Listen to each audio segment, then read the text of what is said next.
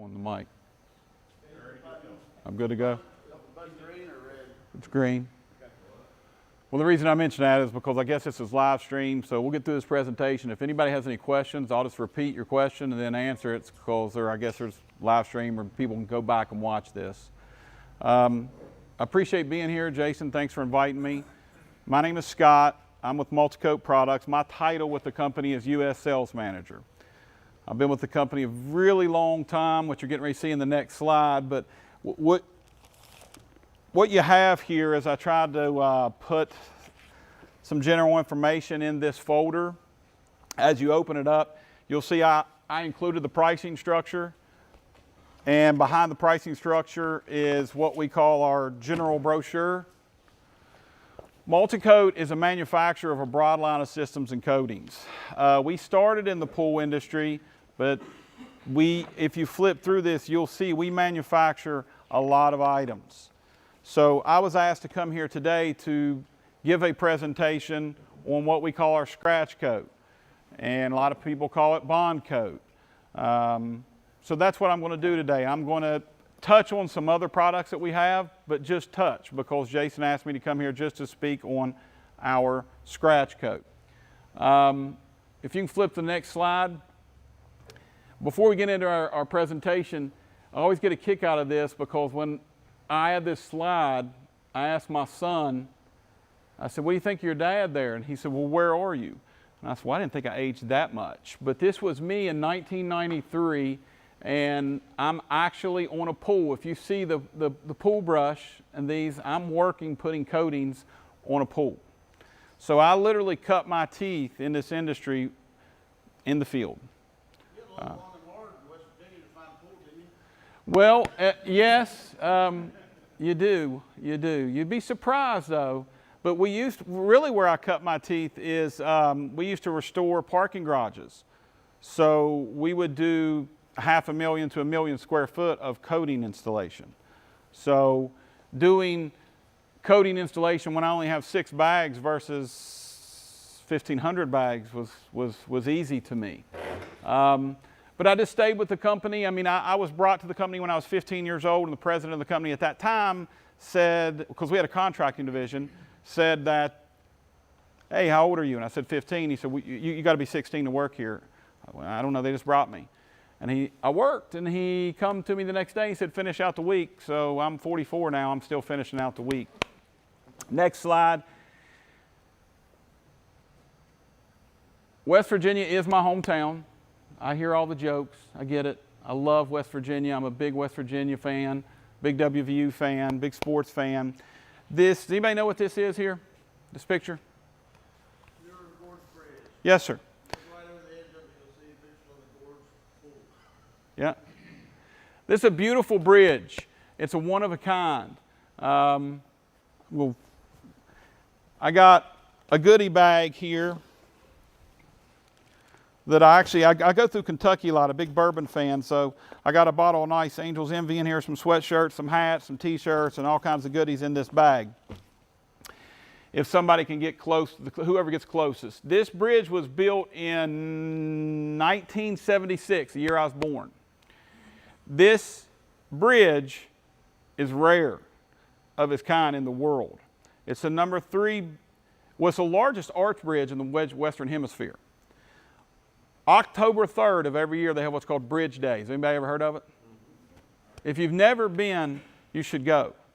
People from all over the world, not just United States, people from all over the world. It's the one week in Charleston, West Virginia that Yeager Airport is packed because people are flying in from all over to jump off of this damn thing. And it is an event to see. If you've never been, you should go. In 1976, how much money do you think it took to build this bridge? Whoever gets closest gets the bag. 55 million. How much? 55 million. Okay, well, you're closest so far. 60 million. You're still close. How much? 55. 75 million. Okay. Okay. Okay. Okay. Anybody else? Okay. Everybody spit out a number?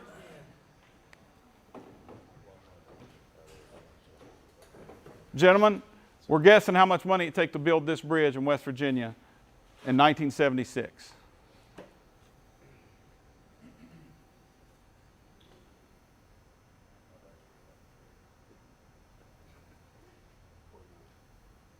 How much? Okay. Okay. All right. Next slide. So this is the longest single arch bridge in the Western Hemisphere. Third longest single arch bridge in the world. Second highest vehicle carrying bridge in the United States. Fifth highest vehicle carrying bridge in the world. This is considered a national landmark. In 1976, the final cost of it was $37 million. I believe 40 was the closest, unless somebody said closer than 40. Did anybody? Okay. So we got a nice bottle of Angel's Envy in here, which is rare as hen's teeth right now. All right. We go to the next slide. This is our corporate office, which is located in Orange County, California. We truly manufacture all the products that we sell. So as you open that up and you see the overview brochure and you go through all those items that we have, we make everything we sell in-house. We do not subcontract. We do not have our products toll blended. We make everything. This is rare because this is in Rancho Santa Margarita. This is in a very ritzy part of California. There's not many manufacturing facilities that bag goods in Orange County, I can assure you. If you go to the next slide, this was about 4 years ago. We started building a duplicate building similar, but with some modifications where I call home near Charleston, West Virginia. Next slide. These are just some construction slides that I had from a past presentation that I was putting in there and I left them. You can go ahead to the next slide. So this is pretty much completed. You'll see at the other end of the building, the reason why the roof is a little higher, we use gravity to fill our bags. If you go to the next slide.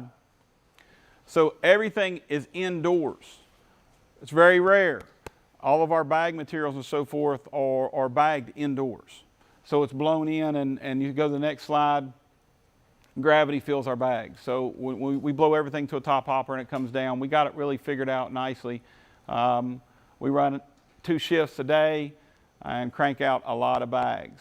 The reason why I think that's important is we do have quality control. If anytime you ever want to visit our facilities and so forth, you walk in, our floors are clean, our facility is clean. We're big on quality control. I've seen other bagging companies that their place is a mess. Ours is not. Go to the next slide, please. So Scratch Coat 2000 is what Jason uses, National Pools of Roanoke. There's a lot of customers that prefer Scratch Coat 2000, and you'll see when I say prefer, we have 2 different versions. And in this room, you may, if we have some customers in here that use Scratch Coat, you'll probably use Scratch Coat 2000. It's all the components in a single bag. So this metal little Flex Me sample, I remember a day when this was probably the only sales tool I had. But it's nothing more than just dipped into Scratch Coat and we let it dry, and there's not a lot of bagging companies that bag products that are cementitious that you can do that with. If you go to the next slide, please. We also make Scratch Coat 2-part.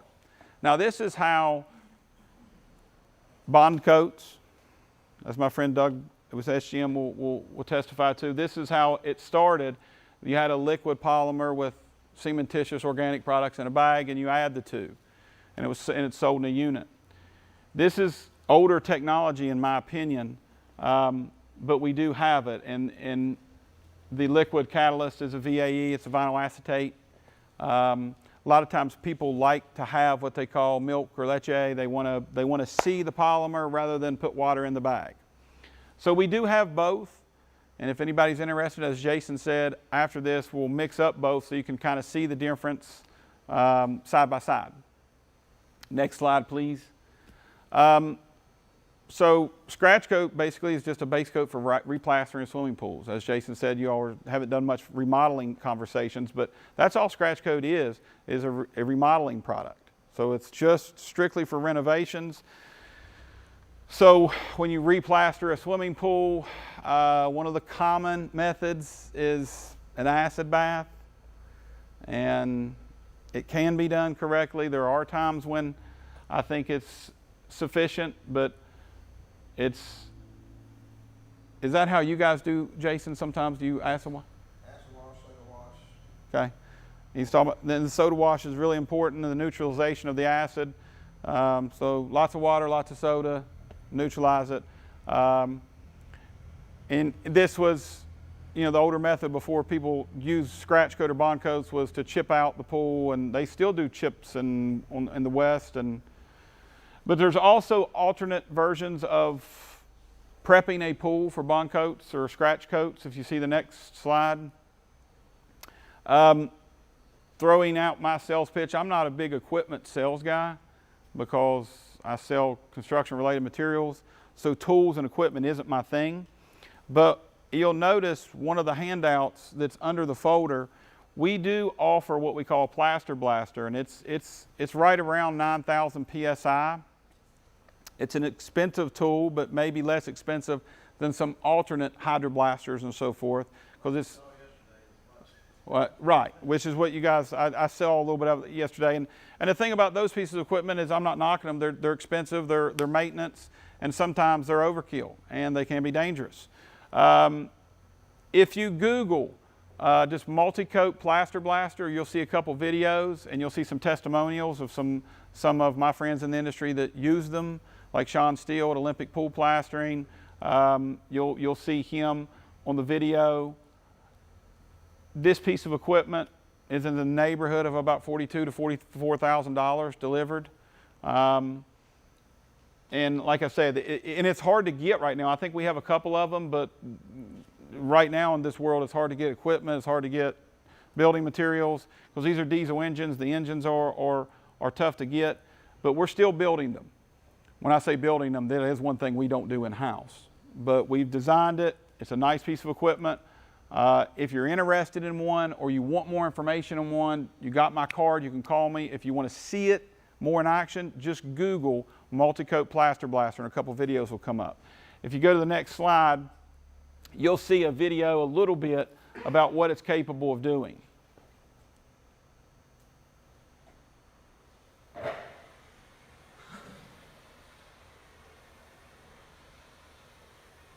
So on a typical pool that you would acid wash, and that would be sufficient, this piece of equipment would also prep it very quickly.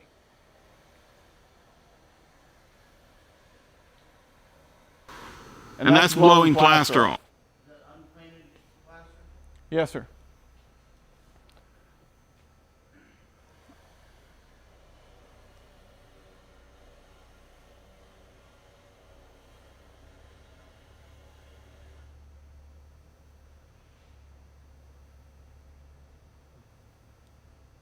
Did you go to the, okay, that's it, right? Okay, go to the next slide. I didn't know if it was, it's playing the same thing over again. There we go. Okay. So, I'm not really here to give you an education on how to prep a pool as much as just talk about our scratch coat product. And if I'm going to be allowed to talk another 10 or 15 minutes about our Scratch Coat 2000 is our premier product, and the premier way to install it is spraying it. And I don't think you should use anything other than just a standard Marshalltown sharpshooter hopper gun. People have tried to get it done faster. I've used everything. I've used carousel pumps to spray material when we did parking garage repair. I've used it all. I've used all the Graco equipment. I don't think anything beats this. If you clean it out, you can use the same hopper gun and you can spray about the same amount of the commercial equipment that's out there on the same time. So that's all we use. And I got a Marshalltown hopper gun out here. I think we'll do a little demonstration on it. Another thing about spraying scratch coat versus rolling bond coat scratch coats is when you spray it, as you and I just talked about, it's rough right on the wall. If you spray it correctly, you don't violate the water to cement ratio. When you spray it on the wall, it's rough. You should be able to cut your elbow on it, and when it dries, you don't ever have to touch it again. It's just like anything cementitious, concrete related. You can over trowel it, overwork it. So a lot of the bond coats and our two parts that are rolled, if you over roll, you can pull the cream or polymers to the surface, which can also work as a bond breaker almost sometimes. Where you won't get even suction. If you spray it, you never touch it, it's already rough, you're not bringing anything to the surface. So that's where I really like spraying it. You can go to the next slide. I always say this out loud because every time I get on a job site, I see the same paint mixers. You know, we call this a multi-coat cage mixer, but it's not a multi-coat thing. I mean, it's not like we have a patent on it, but we sell them, and I don't see them out a lot. But all this does is it mixes the top of the bucket one way and the bottom another, and it collates them and it puts air into it. So if you're mixing materials with a paint paddle, you're not getting as good as mix as you should. And if you mix material with a paint paddle, the top of the bucket will be at a certain level. If you mix it with this, it'll be higher because it puts air into the mixture. It gives you a little bit more working time. It's just a better way to mix the material, and I think it creates more of a working time with it. So again, equipment isn't my thing, but we have these, we call them multi-coat cage mixers just because I never see them anywhere. I just always see paint mixers. Next slide, please. If you could play the video.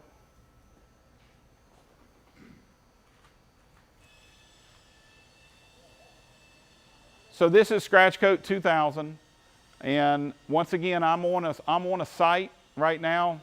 I can't control what equipment's being used. That's typically what I'm used to seeing as not a multi-coat cage mixer, just a paint paddle mixer. It'll get the job done. It's just not nowhere near as good.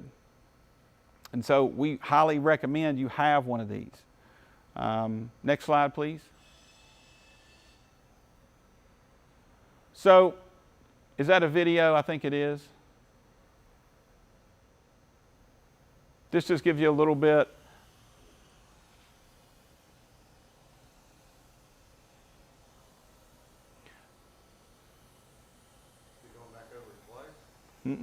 This, and I think this is in Atlanta.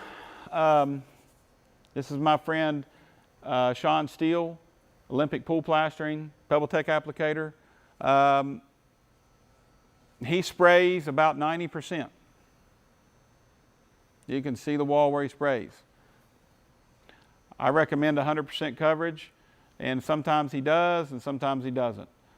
This is just to show you an example of how some people spray. Now he'll be going back over this area, but can you go to the next slide, please?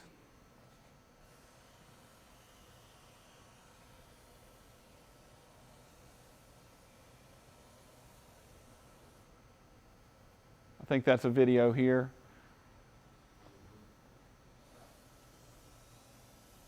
Obviously, when you apply bond coats, scratch coats, you're applying the walls at the top first.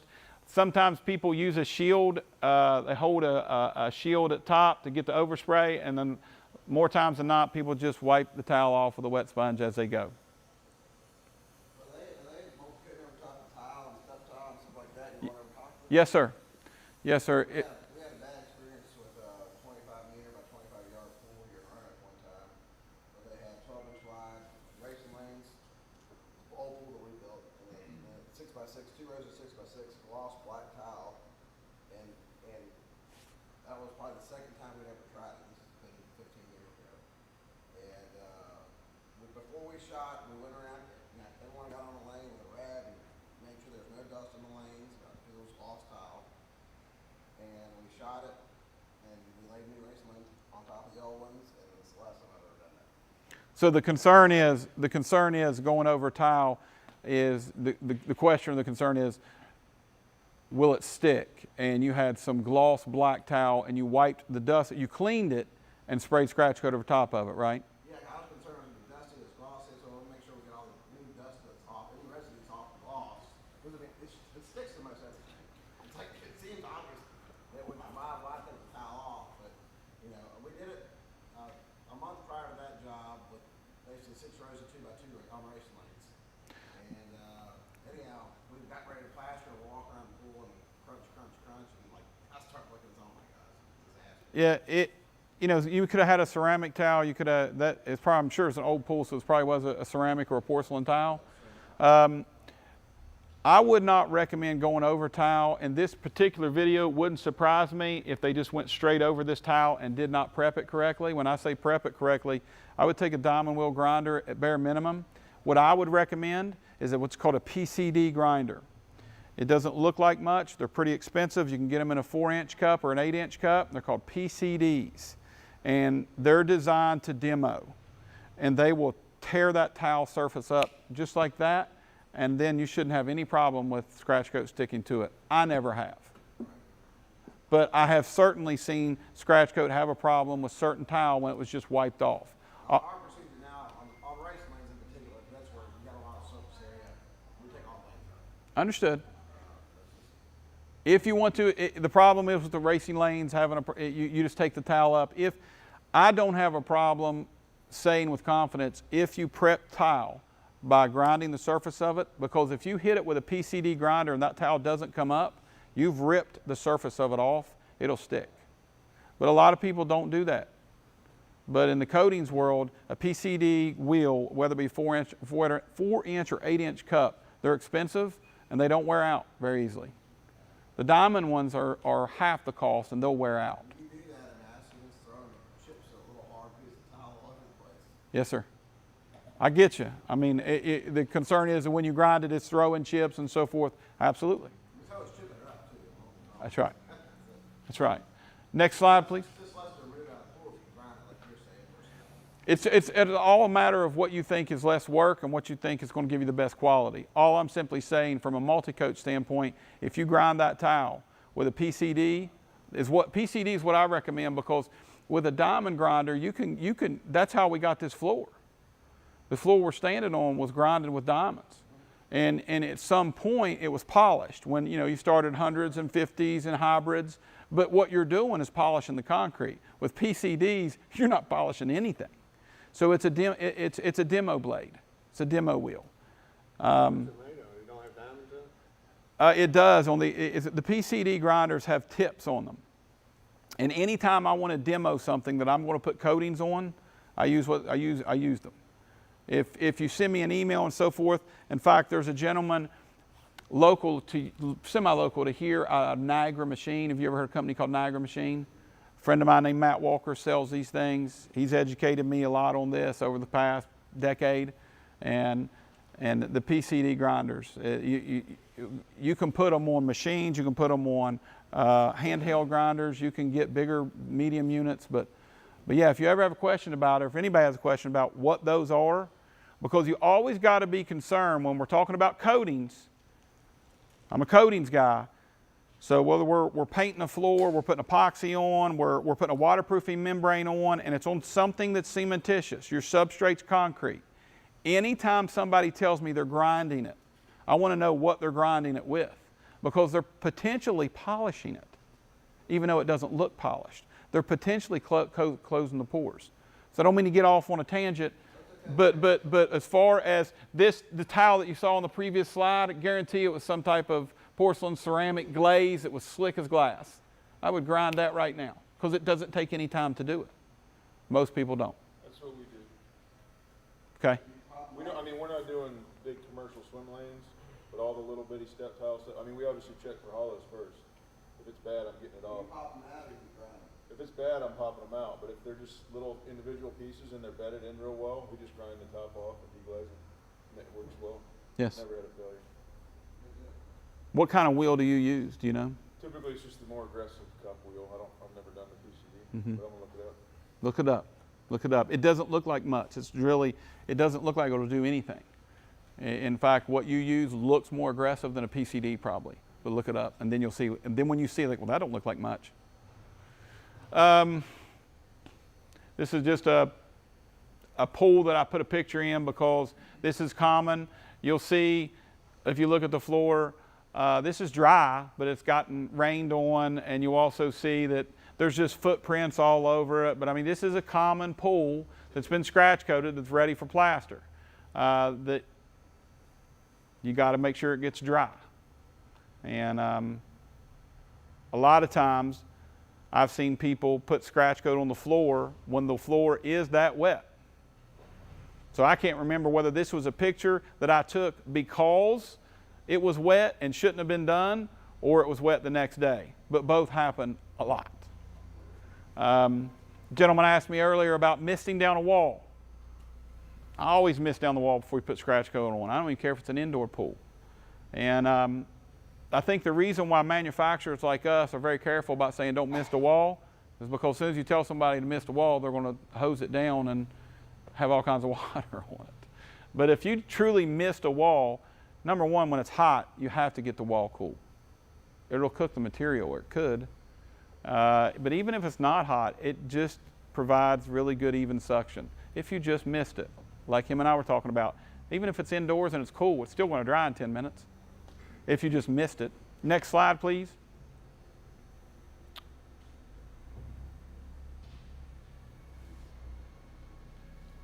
So you'll see here, I guess the reason I took this picture is you'll just see, the hollows in the floor and then scratch coat over top, but that's an acceptable application as long as the scratch coat is rough. I brought this, and if you just pass this along, this is what I would consider rough scratch coat. And this is what I would consider acceptable. And a lot of times, I'm sure as Doug with SGM will tell you, we get on the job sites and it's just nowhere near that rough. If it's that rough, that's what you want. Next slide, please. Was that a video? Yeah. You can go ahead and play it, see why I put that in there.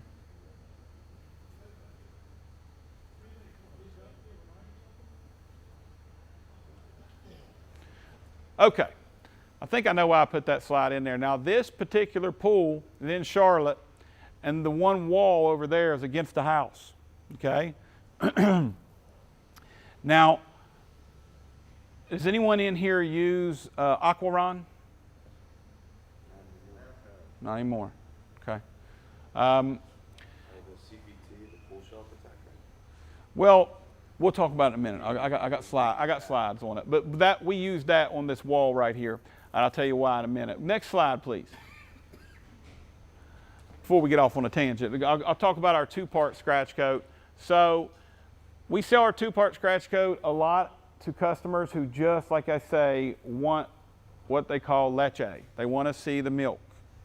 And again, let's talk about the milk real quick. If anybody in here, is anybody in here using liquid polymers at all? Do you? Okay. Use two-part. May I ask what product you use? Okay. So, like I said at dinner last night, when Doug and I were together, similar product. It's a VAE. But what I see when I go to Texas a lot, specifically Texas, is I do see a lot of liquid polymer, and I see it in South Florida as well, and it's acrylic polymers. It's acrylic emulsions. It's not what should be used. In fact, it can work as a bond breaker, like Aqua 60. Aqua 60 can work as a bond breaker, especially when you go to rolling it, because it's supposed to bead water. I mean, that's what it was originally designed for, to waterproof a wall. So just make sure there are some good products of the liquid polymer on the market, and just make sure you're using what's called a vinyl acetate, which is exactly what bond coat is, SGM. And so anyways, if you go to the next slide, I think this is a video.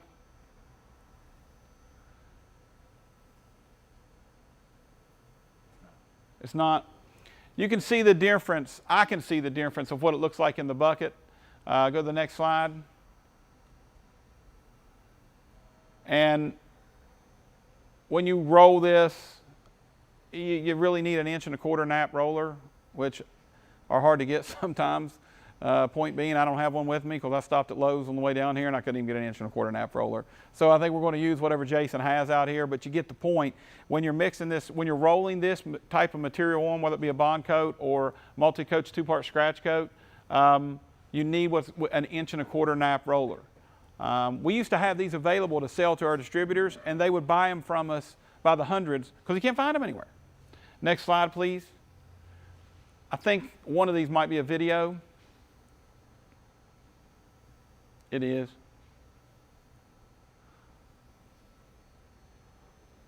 So when you roll scratch coat, do you roll horizontally at the towel line and then you roll vertically? Okay.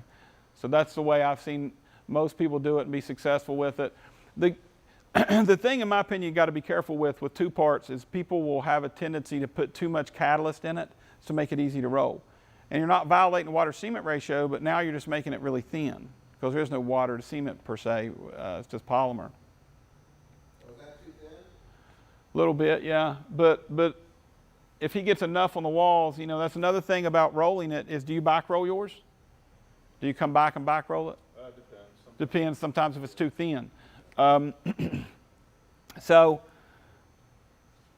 a little bit, yeah, a little bit. I mean, but if you're using an 1 1/4 nap roller and you back roll it, you're probably okay. But you notice the difference in the thickness of it. Sometimes it's hard to get it as thick as you want by rolling it versus spraying it, I think. Next slide, please. I don't even know what that slide is. Okay. I mean, it's hard to talk scratch coat to death. It is what it is. Can you talk about mixing it? Or you mix it and let it sit and mix it again? Or? Yeah, and I was going to touch on that here in a minute because I want to give some tips from people who use it across the country. But the question was, do you mix it and let it set? You should always let it slump in the bucket.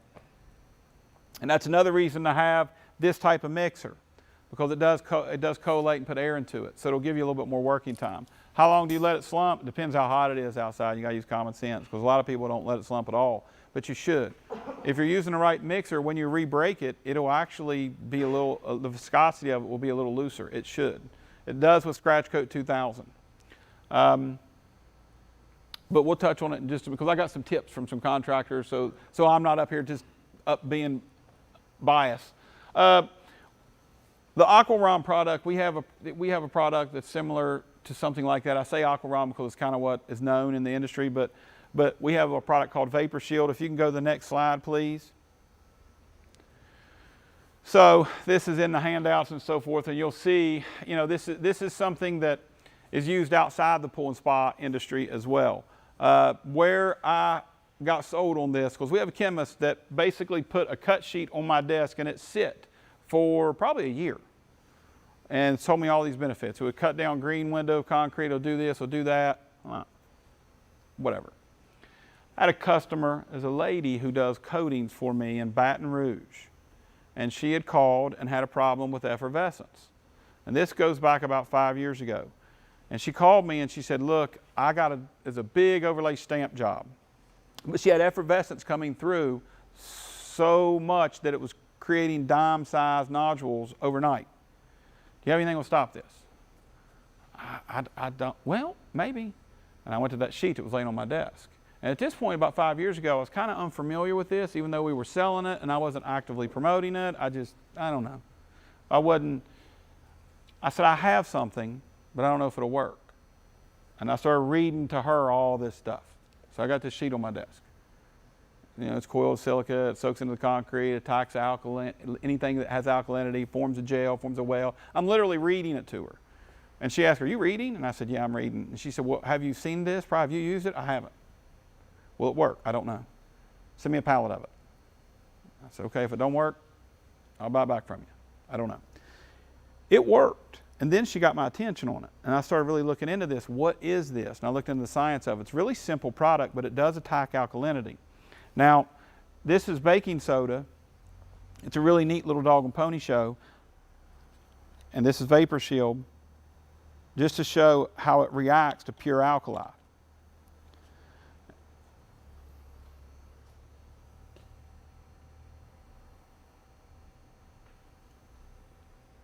So, I don't know if you've ever seen that little pony show, but here's where I've also seen that it helps in the coatings world.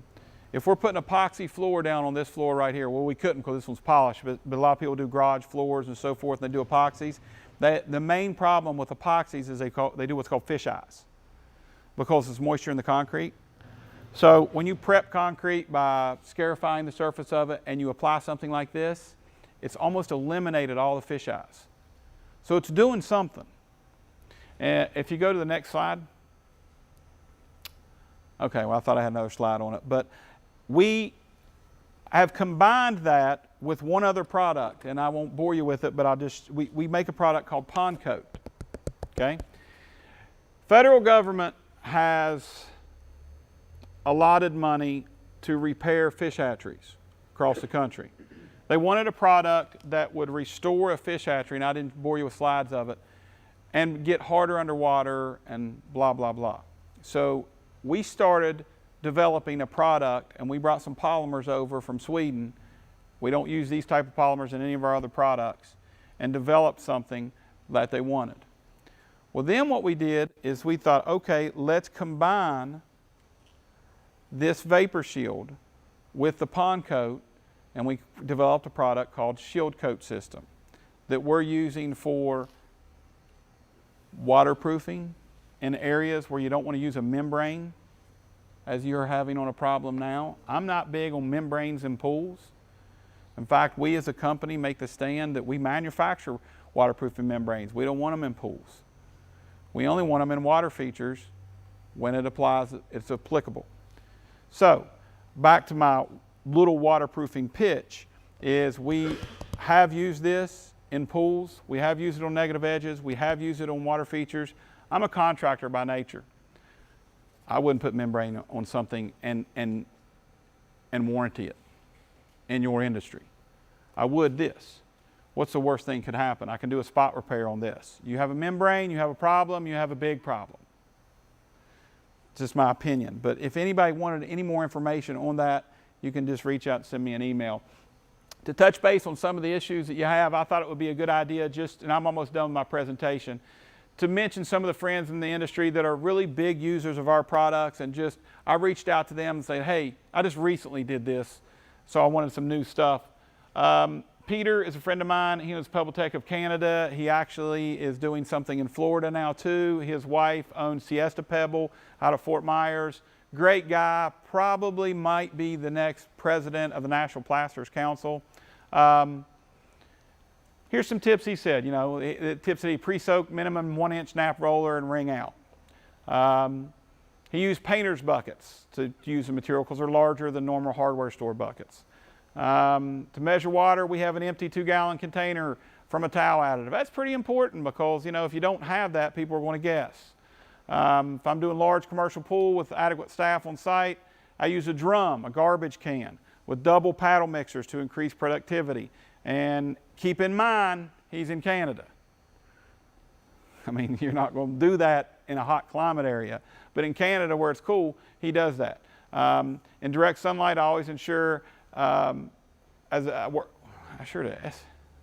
he do? SSD my shell. What's that? I guess he missed a shell. I don't know.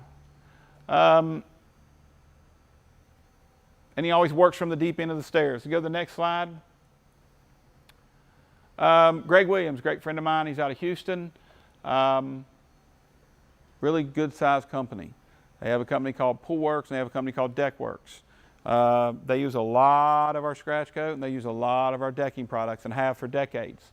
They're a family-owned company. He's got about 6 brothers. They're really, and the reason why I put these up here is because if you had any questions about pool renovations, these are guys you could call. So I put their information, and they allowed me to give that information, said if anybody has any questions about multi-coat products to call them. Multi-coat scratch coat is only good as a surface you're applying it to. It's 100% crucial that you have a good, hard, solid surface before applying scratch coat. Pretty common sense, but these are the things that were important to him. More water is not better. Follow the mixing instructions and never water down the material. By the way, this gentleman here probably has only had a couple issues in 25 years that I know of with our products.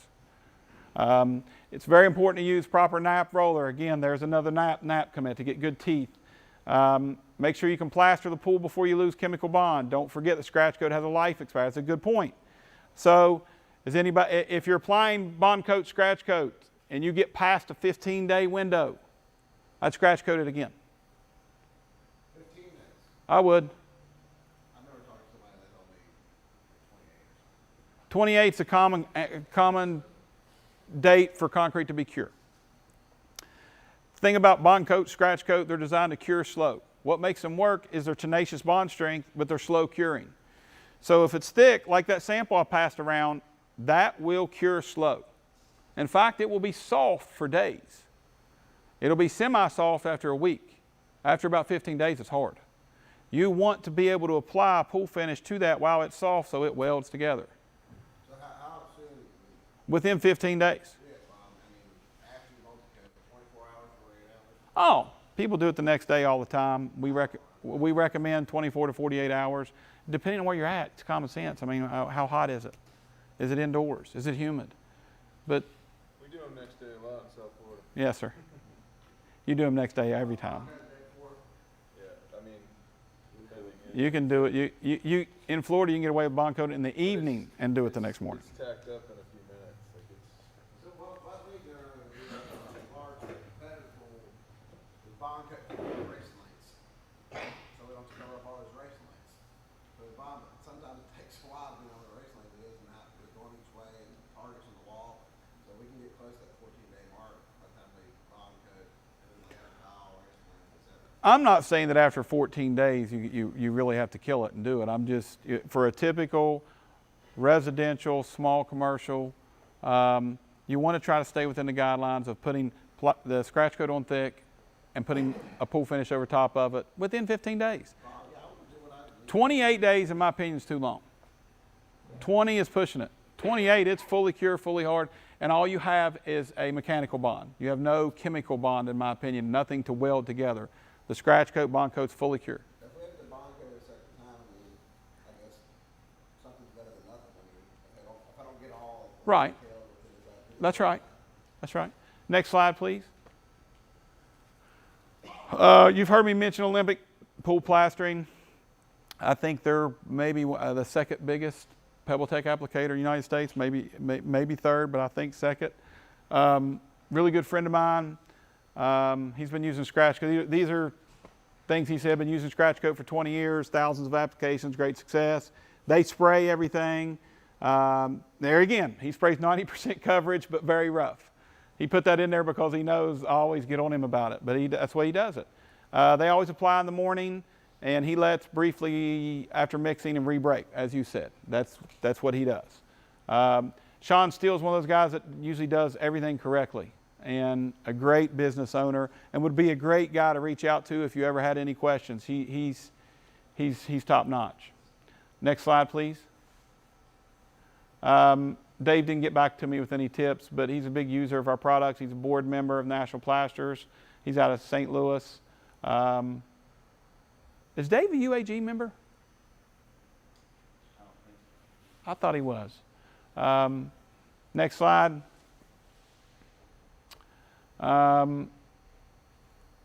Cook Pool Plastering out of Connecticut. I met them probably when I was 20 years old. They've been using our product for 3 decades. I reached out to him, told me, give me some tips. He ghosted me, but I put his information on here. Next slide.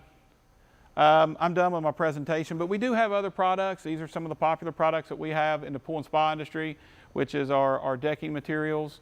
I kind of like to think of Multicoat as a Cadillac of coatings. We're not the cheapest. This is again, when I talk about Greg Williams earlier in Pool Works, he has another division named Deck Works. I promise you he can get cheaper materials than me, but he's been buying my material for 3 decades now, and he just doesn't have any issues. So our decking product comes in a bag that you just add water to. The Aqua Color Seal is the paint that you put on it. You can pour straight muriatic acid on it, and it will not etch it. Next slide, please. Again, you guys know what it looks like. Next slide. These are jobs that actually, I have a contracting division at home that I have. We do coatings as well. If anybody's interested in that, I have brochures up here on that, but we do work in a tri-state area. Next slide. So if you're looking to have a sub to do any of that, because I know a lot of guys look for that to be outsourced, but we do work in West Virginia and Virginia and Ohio and Kentucky, and we're capable of doing big work when it comes to that type of stuff. No, If the spray pads have concrete, yes. If the spray pads have that rubber, okay, because sometimes, okay. Do it on spray pads all the time. If it's done correctly on spray pads and the texture's done good, it's still soft to the foot. If it's not done correctly, it's just as hard as the substrate you started with. There's a knack to doing that and doing it correctly. But, okay. Does anybody have any questions? I don't know how long I've took. I probably rambled on too long, and I know Doug's up next. Do you have some time to talk about speed mix? Time to talk about speed mix. I mean, we use speed mix in the world for repairs and things like that. But So the question is about speed mix, which is a hydraulic repair mortar. We manufacture one. When I was young, the best hydraulic repair mortar I ever found was a product called Master T430. It's made by Master Builders. The reason why I bring that up is because I associate speed mix with that product now. You had to put wet burlap on that to make it dry, or so it would dry slow so it wouldn't crack on you. But if you did it correctly, that product was amazing. So what we did is we wanted to develop a product that I didn't have to put wet burlap on it for it to cure, but I wanted it to dry fast. I wanted it to be like a hydraulic, true hydraulic. So that's what our speed mix is. It's a true hydraulic. It's not cheap. You can go to Lowe's or Home Depot box store or somewhere else and get a cheaper hydraulic repair mortar. Ours is a little pricey, but it does work, and it's one of the few products that you can mix up like a baseball and put overhead and wipe it, or you can pour it real loose. It's one of the few products that the water to cement ratio is hard to violate. So I won't call it self-leveling, but you can mix it up very thin and pour it, and I think you'll testify, because I've seen it in your all's warehouse. If you use it because it works for you, and you pay a little bit more for it because you know it works.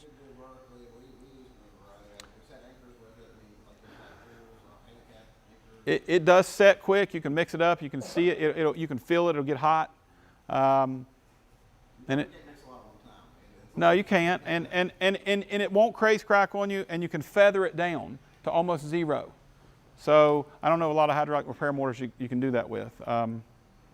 It has its category in the pool and spa industry for sure. Yeah. I would recommend, like on a service truck or something, always pour a bag of it in a bucket, right? Speed mix on it, so you can keep it in the back of the truck, because you can always use it for something. You can just mix up a little bit as you need it.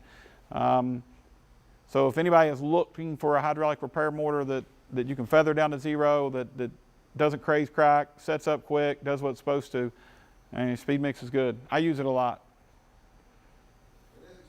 It is expensive. I guess I was trying to say that softly, but it is expensive for a hydraulic repair mortar. It is. But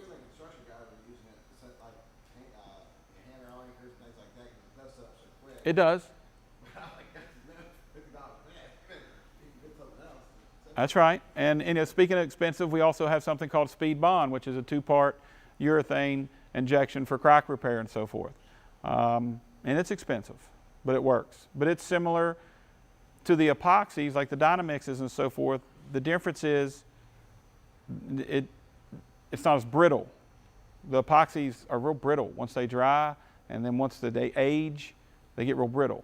So the Speed Bond acts the same this year as it will 5 years from now. And I think it's just because of the urethanes, because epoxies are real brittle. Well, it just stays, it doesn't, it weathers well. It stays the same. I'm a big fan of the Speed Bond. But there are other products similar to Speed Bond on the market that are urethanes as well, and then they're expensive. But if you walk into like a White Cap, HD Supply, or Guaranteed Supply, or some type of hardware store that has 2 parts that are cheaper, they're typically epoxies. So if you're going to compare apples to apples, make sure you're comparing 2-part urethanes to 2-part urethanes versus 2-part epoxies to 2-part epoxies. Any other questions? I appreciate y'all letting me run my mouth for a little bit. I think I put a business card out everywhere. My cell phone's on there. I answer. So if anybody ever has any questions, or there's anything I could do for you from our company, call me. Thanks again.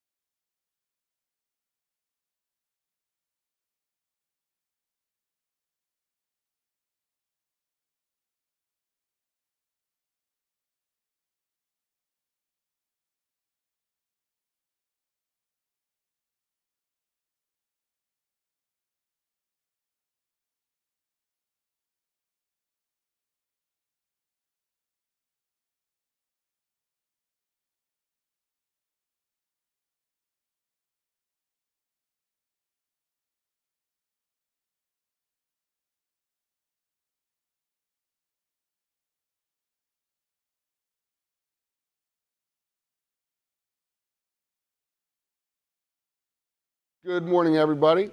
Thank you for having me. I am Doug Robertson from Southern Grouts and Mortars, SGM. Most of you know us by the call sign Diamond Bright.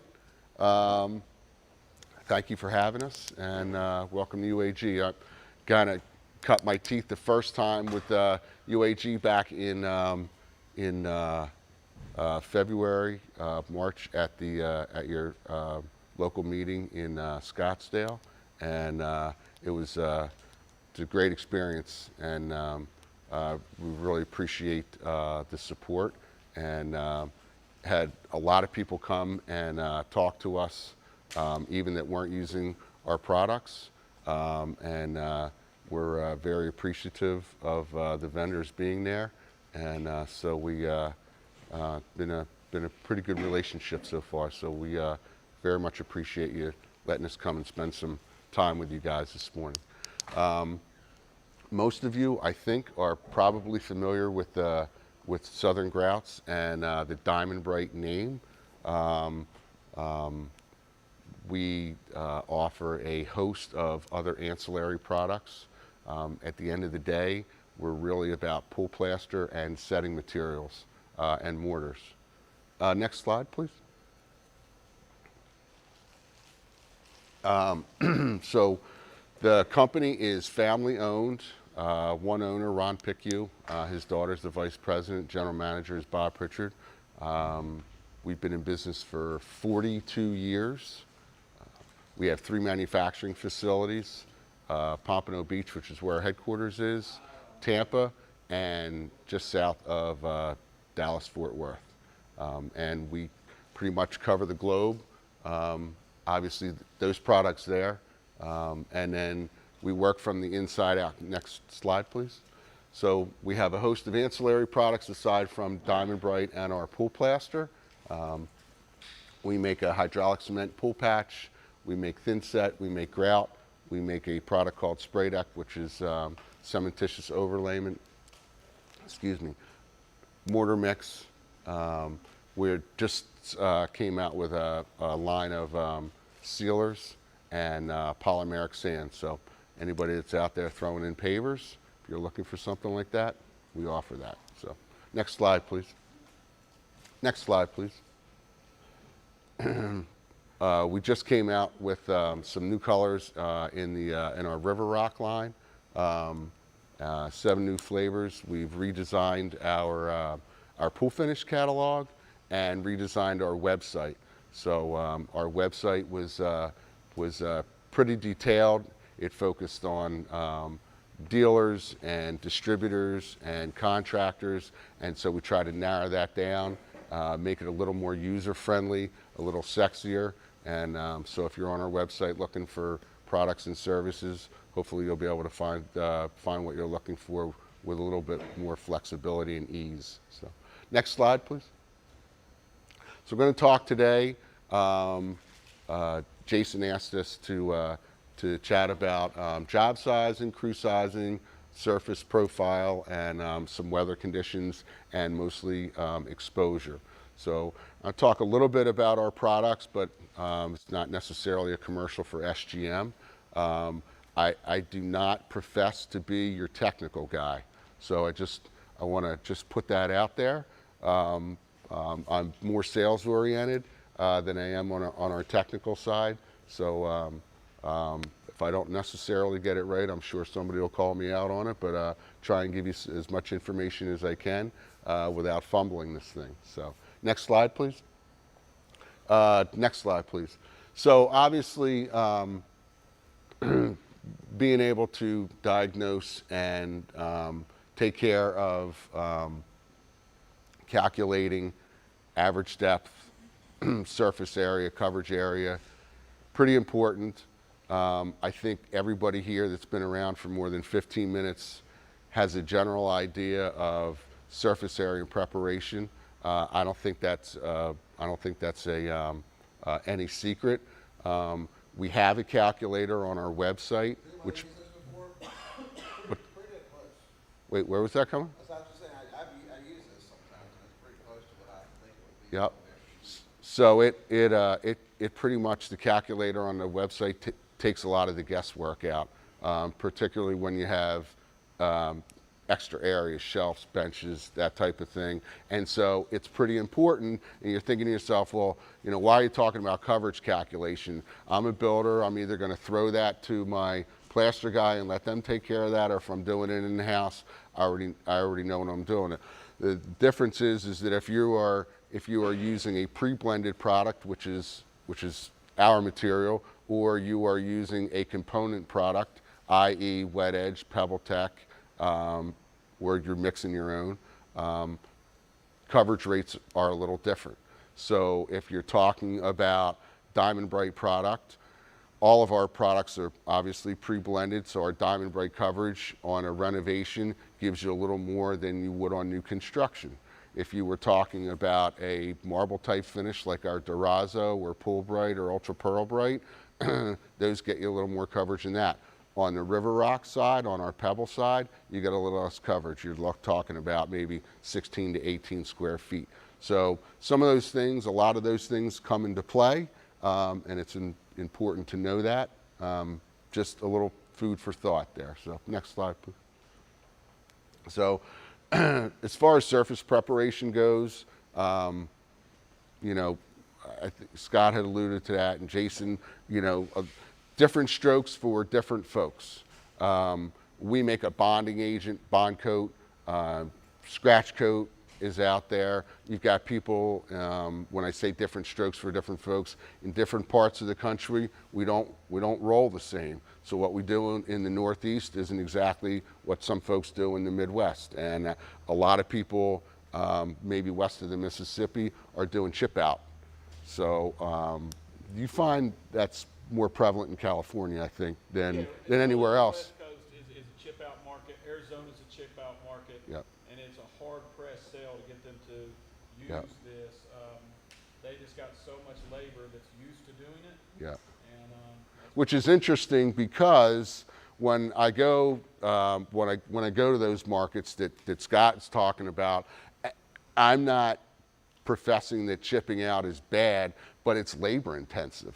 And if I was gonna put on a third coat, I would definitely chip this out and take it to the shell. My point is that I can roll a bond coat on pretty quickly and get in and out of there a lot less expensively than I could if I were chipping out. I think that that's just the way people have done it for a long time.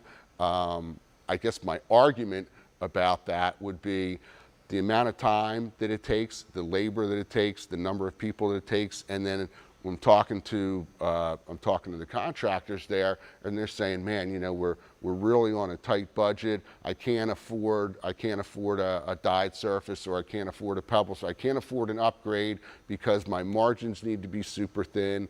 And I just find that interesting that that is in play there. So.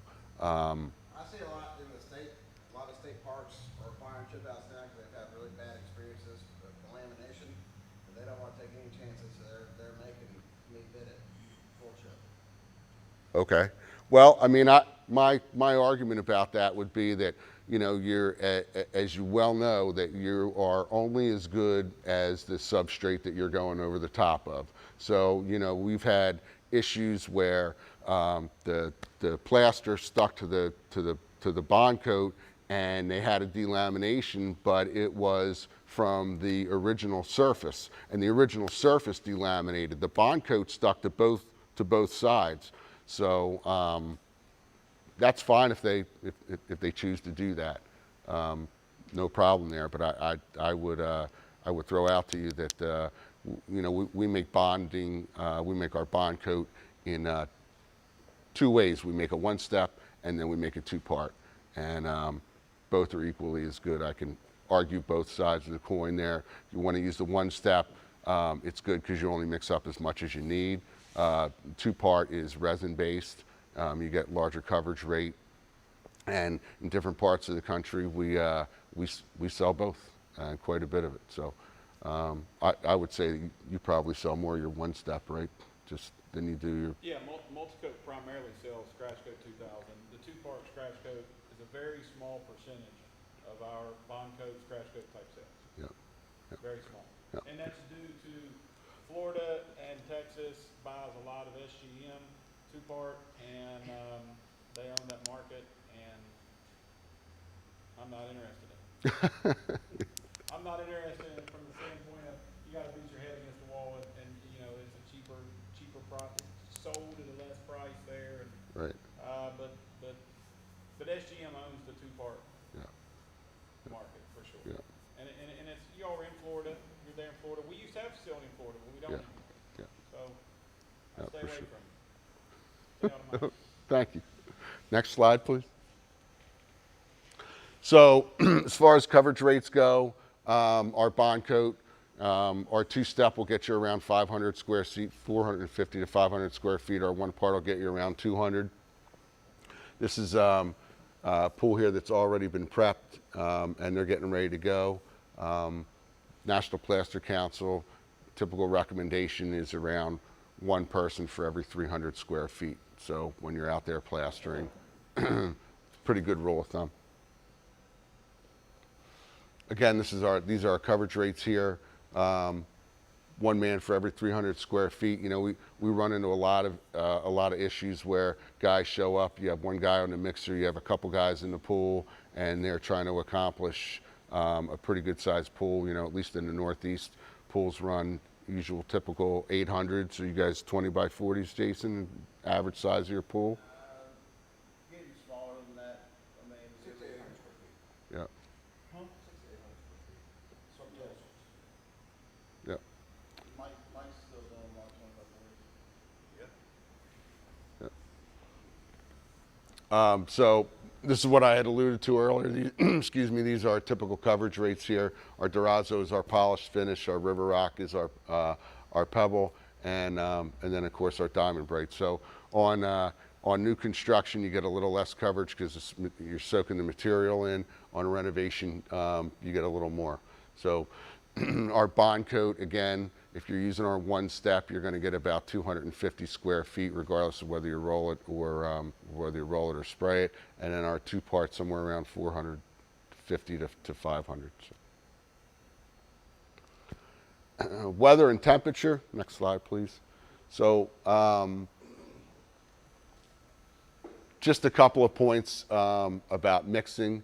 You know, everybody has different water conditions where you are. So some people have a lot of metals in the water that can affect the mixing. If you've got different batches, we appreciate that if you mix the batches together, that's usually a good idea. Excuse me. Lower water to cement ratios, greater strength and density. We know that sometimes, I'm sure you guys, anybody that's out there doing their own plaster, if too much water in the mix, you can get the material too thin. It will have a tendency to check crack, and it won't set up and it won't cure properly. So next slide. You talk about batch number, right? Yeah. So I mean, we've been, I don't know, everybody reporting batch numbers. Also, especially the Diamond Bright batch number will tell you when it was made. I will tell you, we've had several things, especially coming in from SCP that's old. Yeah. So, I mean, and/or been consolidated between different batches, and be very careful. I mean, most of what you all saw in our warehouse, we utilize UAG, for SGM. I mean, we supply our plaster sub with the material, which I know is not necessarily the norm. If you are ordering it, not everybody can bring a whole truck trailer, but if you get onesie twosies, and especially, like I say, from distributors, I've seen it a ton, pay attention to the batch numbers. I mean, because they will screw you in a heartbeat.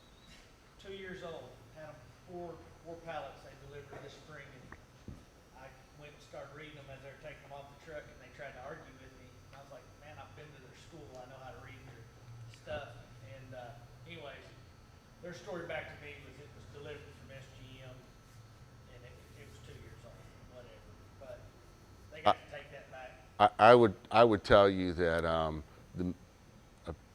I would say 99% of the material that we make is not necessarily made to order. but we would never send something out. We have a pretty good turnover ratio at all 3 of our locations, and I can tell you that if somebody gave you something that was 2 years old, They tried to. yeah, for sure. Yeah. So here's what happens. So distribution, particularly when you have a larger network of branches, I won't throw any names out there. The smaller guys have a tendency to turn things over. Some of the larger guys, they've got some products sitting around. They transfer something in from somewhere.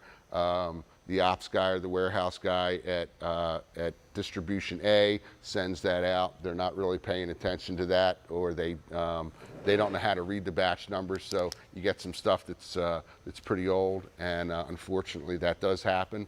Not Too old. what's Just curious, when is it too old? I'm not a full finish guy. so we recommend about 1 year. Okay. Yep. So we have the batch numbers on there. They're very simple to read. The first 2 letters are the abbreviations for the plant. So PB would be Pompano Beach, PC would be Tampa, Plant City, and TX for Texas. And then the first 6 numbers are the date, and the last 3 numbers are a bunch of stuff you don't care about. What mixer they were on. Yeah. So we always recommend that you mix the bags up, preferably not the ones that are 2 years old. So I mean, we try to, we're stocking a lot of stuff, especially this time of year. I mean, we just got order in all reality. We're not gonna be going with plaster, after probably, but mid-November, plastering. Plaster's all I can. I know, but. Please don't drop it. We usually don't make a whole lot of promises after Thanksgiving, we're gonna plaster a whole lot of stuff. So we do have stuff that does sit here for a few months, pretty dormant, and, and a lot of times we do, at least I try to take, and I've got a little bit older stuff, and might take a pallet of something that might be a little older, 3 months, 4 months, 6 months old, and put it with a new pallet, mix them, try to break that up some. Yeah. That's always a challenge, extra stuff. Which is why my philosophy has been I stock 3 colors only. But again, I'm keeping it here, supplying it, but, having 5 bags, 5 or 10 bags come back from the job until you get those. How do you get rid of those? That's $11 a bag. How do you manage blending it all back together, and what do you guys recommend for blending different batches? Are you asking? Well? I would say if you've got something from June of this year and something from August, and if you've got Tahoe from June and Tahoe from August, I would blend half and half together, or 2 of this, 3 of that, something like that. No big deal. So let me just asterisk one thing. I just looked at some material the other day that was, I don't know, 1.5 years, maybe 2 years old, and it really didn't feel that bad. So it was in a contained area, controlled environment, and like first of all, like anything else, right? If all that material that's sitting on top of each other for 2 years, just gravity is gonna compress that together. But I felt some stuff that was pretty close to 2 years old, and it didn't feel that bad. So I wouldn't necessarily throw it in a pool, but I'm not saying that you can't use it. So I would. That distribution company sold that material. Right. Somebody who doesn't know how to read. That's a bad call, and I would submit that we try to educate people. But let me just. You're basically saying if you've owned it for longer and you know the history, you know it hadn't sat in a warehouse with the community, and Yeah. obviously don't take it if it's old and you don't know the history. But if you, I wouldn't take it. Absolutely not. I would say that the stuff that I looked at the other day was a couple years old. It didn't feel that bad, and I just suggested. I said, the distributor's going, what do I do with this thing? I said, I wouldn't junk it yet. I would just sell it as is, but put it in a non-traffic area. Pond, We throw away a lot of stuff. fountains. Our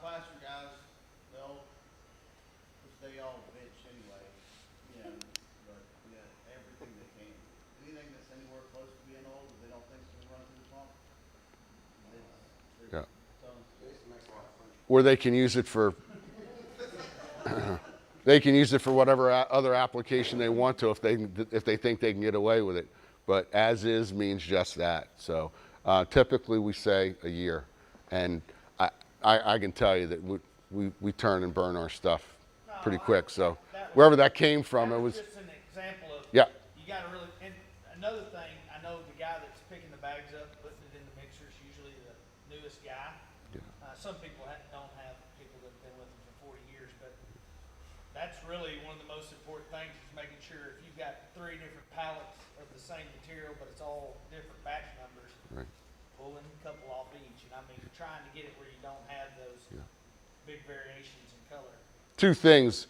You know, the plaster companies should be looking at that before the stuff goes out the door. Number 1, and if there are mixed batches, the guy on the mixer ought to know that before he puts water in the bottom of it. Yeah, but So that's the new guy that's having to pick up the bags and put Right. them in there. So Right. I think it's important to stay on top of that and make sure that they're mixing and keeping a good variation of different batch numbers if you've got a bunch of different Yeah. batch numbers. The other sure. good thing about batch numbers and keeping a record of them, if there's any problems, issues, or concerns with the actual product, we do store all of our products for 1 year at the factory. So if you do have a problem, you know it is a material problem, we're able to go back and trace that, and we'll actually analyze and break it down we and can find pull out a routine what on it. exactly went wrong. So, but I know it's very hard to beat this into those plaster guys and crew guys. I just take a Batch picture of the batch numbers. numbers. The picture of the batch number, I take a picture of the pool, the notes in the file, and I have those batch numbers. They're on their phones most of the time all day anyway. How long will they take to get a couple of pictures?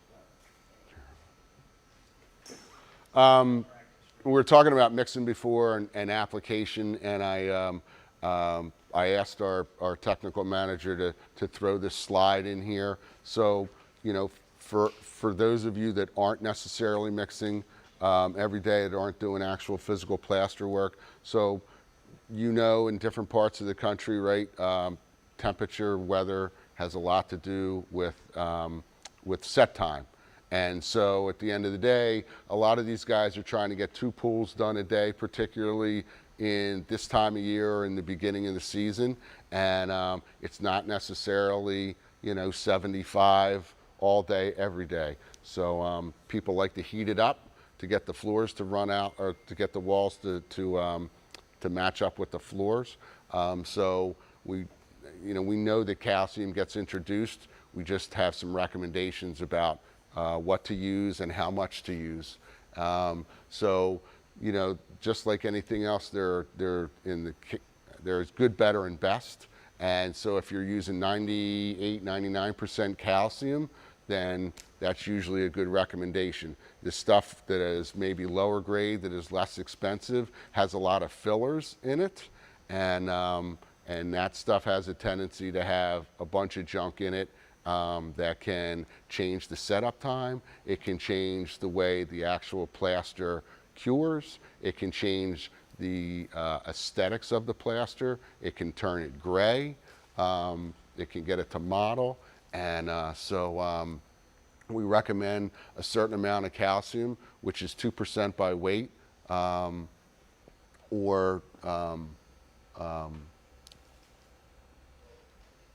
half of that for an 80-pound bag. So, you know, the guy on the mixer is really the guy that's responsible for that. And, you know, sometimes they juice it up really good because they're trying to get a couple of 800s done a day. And that can lead to some problems. So just a little caution about that. And some guys are pretty good at it, and others aren't. So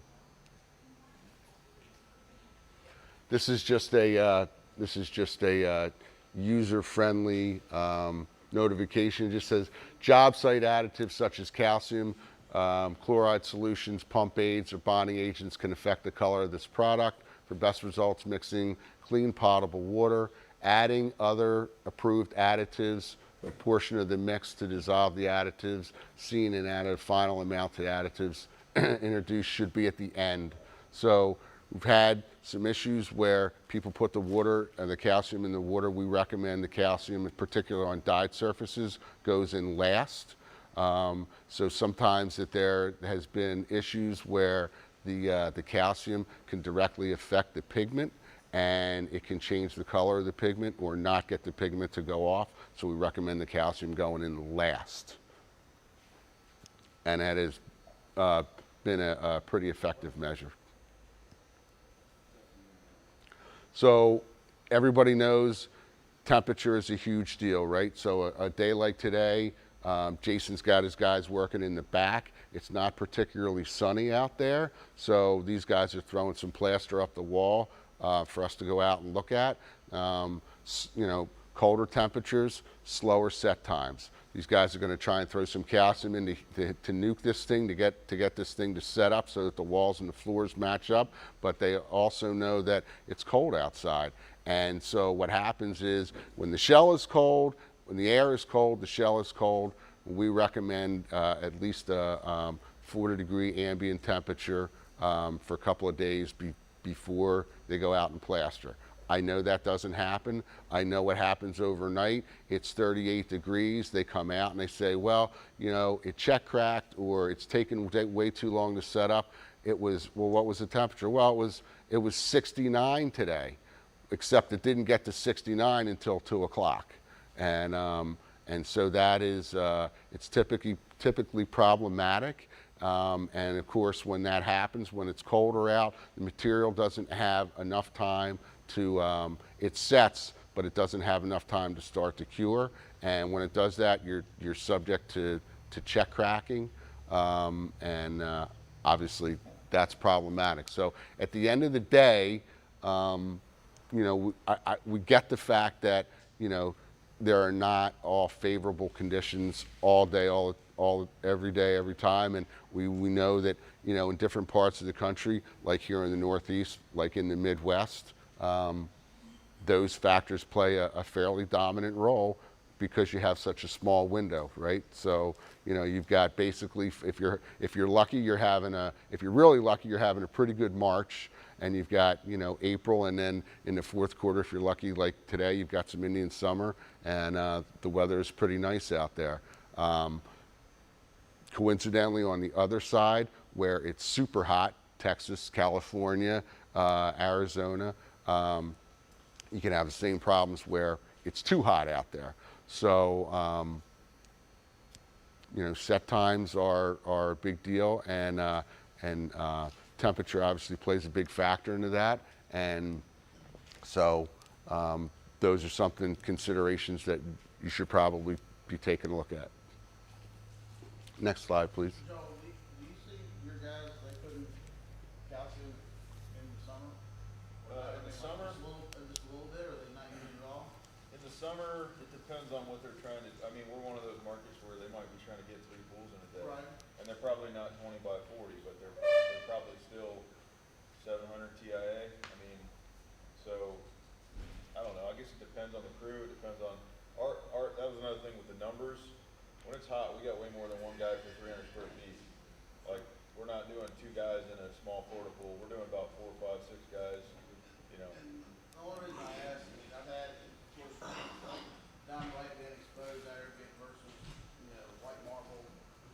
But I had some that even we plaster ourselves, that we were a little bit nervous, you know, during the summer, didn't put any calcium in them, but I felt like they did not expose as well as having just a little bit of calcium in there. I don't know if there's any validity to it or not, you know, where it's almost setting from the inside, you know, out to some extent versus just the surface, you know, where the top is hot, I mean, that's cooking. What is it underneath, which when you're exposing it, that's what you're eventually gonna get to, is not just the top frame and that kind of stuff. So I was curious, in the hot markets, your guys are still using it, you know, not, I mean, we use a lot, you know, for our plaster guy uses a ton. I mean, for us in the summer, I mean, you guys probably get it here too, but depending on the exposure to sunlight and wind, it can make the job go south really fast. Yeah. We've had some on the river, you know, a lot of wind whipping through, and they just didn't plan quick enough and didn't have enough guys. And when you throw calcium into the mix on that kind of deal, so I think most of the time they only use it when they know they need it, as opposed to kind of using it all the time and trying to control it that way. Because if you use it and you can't catch chef, it's over. Yeah. So, In Florida, it gets pretty hot pretty fast there. And in fact, it gets super hot super fast there. and the humidity too, I mean, it's a whole different, it's all kinds of variables. Yeah, for sure. You're gonna, In our area, we use a lot of, or have put up a screen, we have like a, what is screen? Can't attend to me now. It's like a canvas tarp, whatever, top of like load, like, you know, a dump truck or something. It's like a 30 by 60 screen, so we stretch those up a fair amount. You know, on super hot days, especially for black pool or gray pool, something dark, try to let it set. And then of course, we've also started using a lot of, canvas painter tarps, you know, that basically, you know, as you get, you know, a few hours in, where, of course, the walls are always done before the floor, they're always shot first. We wash the floor first, if you get, you know, from an exposure standpoint, so we do a lot of that, we put that on the shelf, or steps, walls, sunny walls, maybe, because again, you almost try to have an idea where the hell, where's the sun gonna come up, where's the shade, you know, where they, you know, that's a matter of where they start. You know, your shaded wall's gonna take way longer than your sunny wall. But of course, usually when you're starting, it's dark, so it's first time the plaster guy's been on the job, so, so you get a little idea, this is gonna be the hot wall, it's gonna be done first, you wanna plaster it last, kind of. Yeah. Well, there's no doubt in Florida it's a different beast down there, and so, you know, just to Joel's point, you can heat things up pretty quickly, and as fast as you got it to heat up, it is as fast as you can lose it. And you can even have even the difference between being on the water and being inside, even going as far in west as Orlando, you can have several degree temperature change, where it's way hotter in the interior of the state than it is on the outside. So we just throw caution to the wind about that. And so.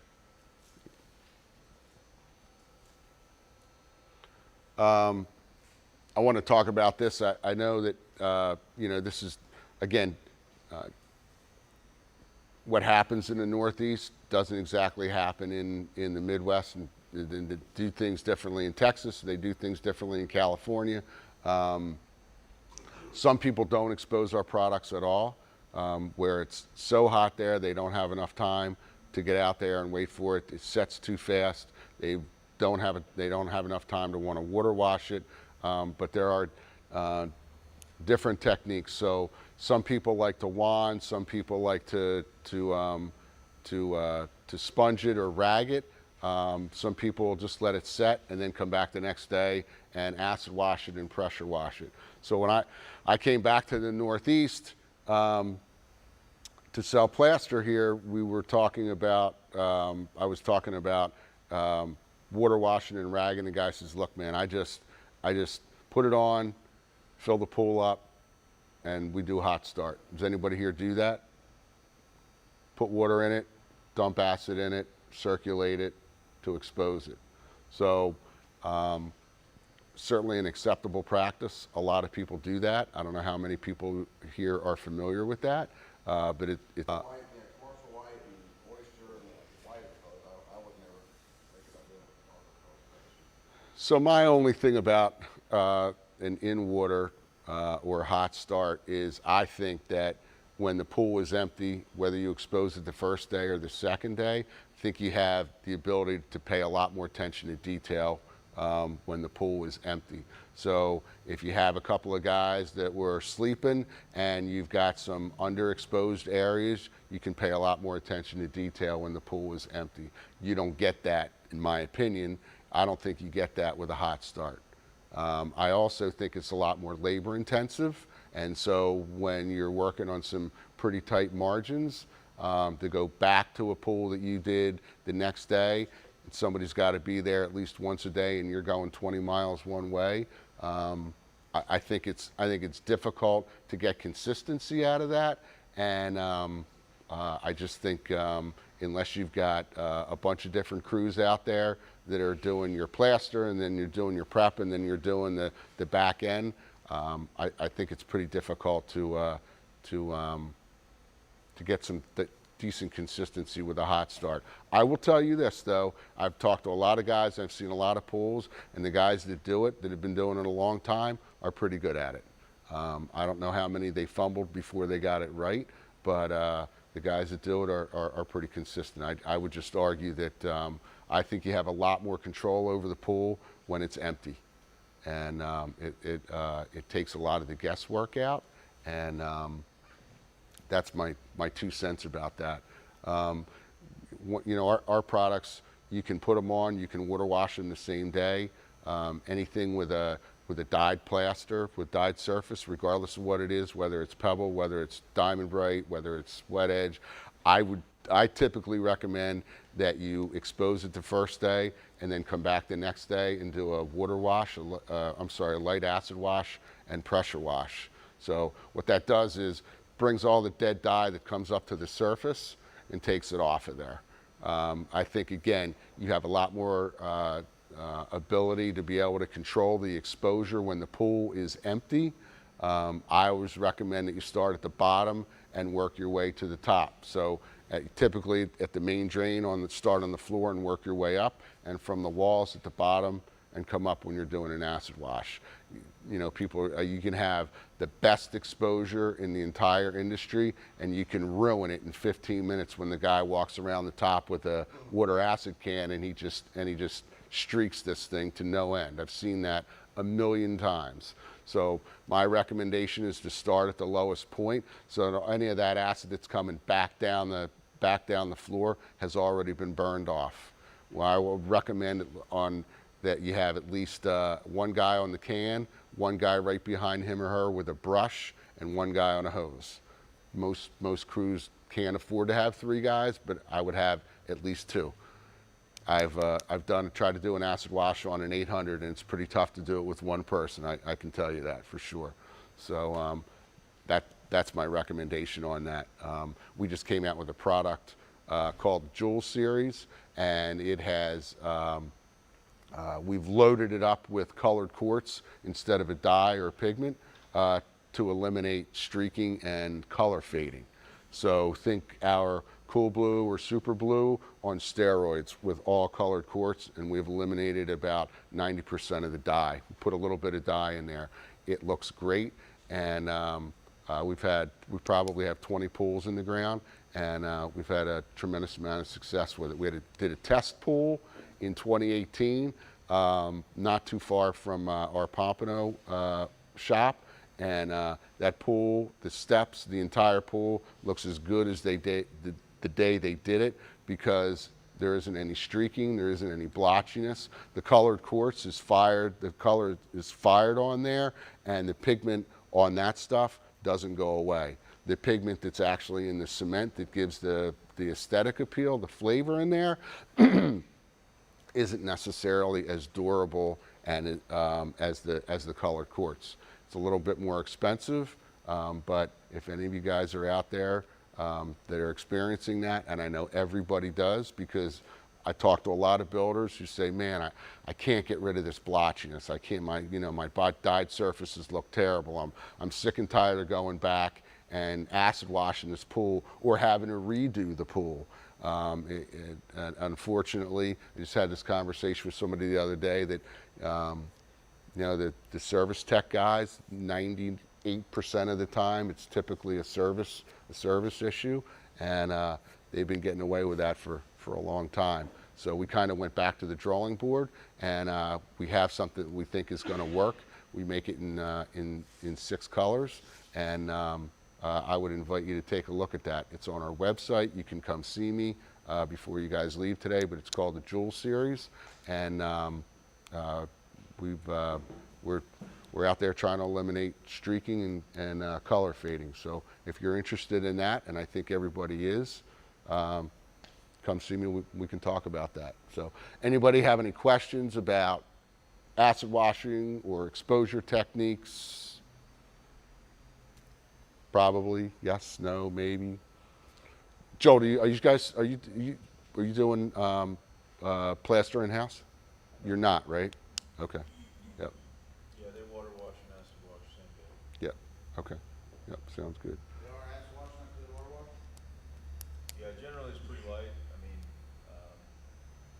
I've had guys in the past skip the water wash and go straight to like just to let it kick and then burn it. Doesn't work out. And I've had guys try to tell me they want a hot start. You know, we got to leave this one because X, Y, Z, and I don't play that game. Like I paid you to install it and expose it, so that's your deal. Right. So we try to, and the water wash, I don't know what they use, like what you guys are using in different markets. And where I'm at, they're using like those horse brushes, real soft bristles, buckets, and just kind of going nice and easy. Sometimes they'll pull out sponges toward the end, and then, you know, walking around on sponges and pillows and whatever, but usually we see that when we're water washing. And then with the wet edge pebble, they're doing a 2-day, like you said, maybe with River Rock. Yeah. We've done River Rock, we haven't done 2-day. I don't know about you guys, but River Rock seems to do fine with the water wash, acid wash, same day. Yep. But I mean, water washing, I think, is definitely good, it's just a lot of timing. You know, and then, you know, we think some acid wash, actually, you know, water wash, just to get the film off. And, yeah. you know, of course, when you bring all this cement up, so, I mean, depends on how well you wash that film down and pump it out. And do that. One thing in our market that they don't always do well, because they're trying to move fast, they're usually re-wetting. They're throwing water back at it and kind of laying it down, and they leave that cream on the top. If they don't pull the cream with the trowel and wipe it off and get it, you know, put it in the bucket, it sits on top, and then you can't burn it off no matter how hard you work. And if you start burning too aggressively, the spots that don't have it get way overexposed. And then we have people that don't expose it at all. Yeah. I mean, and the, There's a couple in my market that sell it that way. They're like, it'll last a lot longer and this and that, and I'm like, it looks terrible.